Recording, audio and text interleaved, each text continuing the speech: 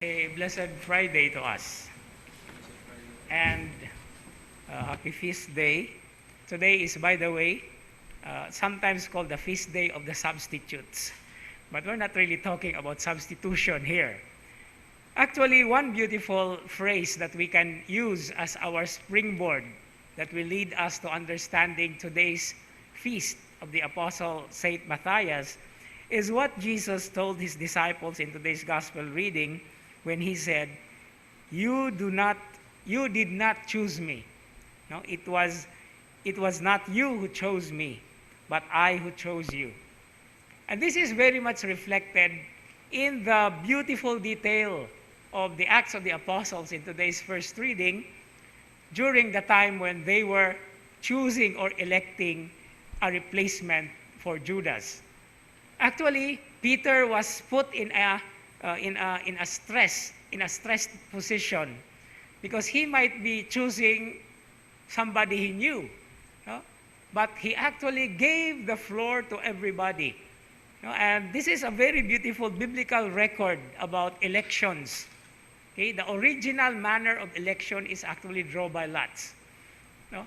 So it's drawing by lots. Actually, the lot that is actually described here is already something that the Lord has done. Has already prepared. That's why the prayer of the apostles, of those who were gathered during this event, was, reveal to us whom you have chosen.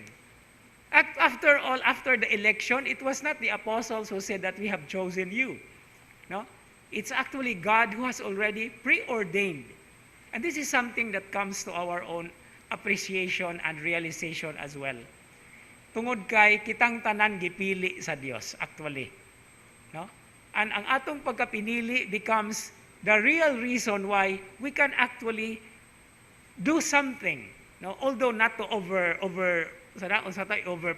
o musapaw ta sa uban, but we are given our own practically lots to work for. Sometimes we find people working practically the same, no? According to our own rhythm as well.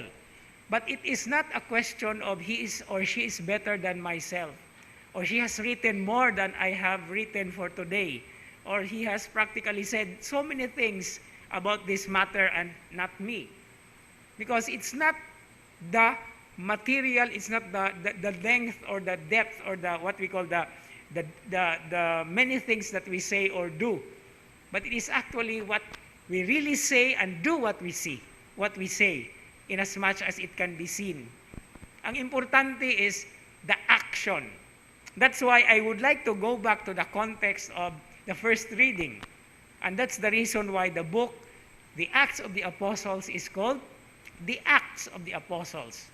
Because it is from these acts that we see how God continues to work through time and through us, with us, within us, for us, so that we can perpetuate the deeds of the Lord, which actually the responsorial psalm is also talking about, because his deeds are constantly done through instruments, through us, and will forever be manifested in whatever manner or way that there is in the world.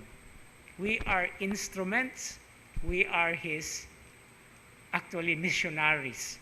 No? That's what we are reflecting this year, no? The year of the missions.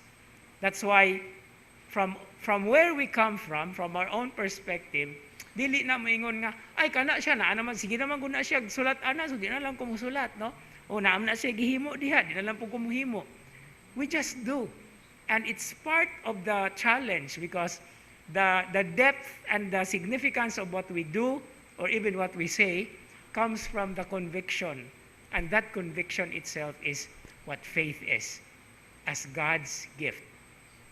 Kay kining atong gisaulog karon, it's actually gift, no? A gift. Saint Matthias, the name Matthias, just like the name Matthew, the other apostle, means gift. And our giftedness is the very reason why we are actually sent. And that's what the theme that we are talking about these days. Gifted, what's the next phrase? Gifted to give. And that fits very well with our celebration.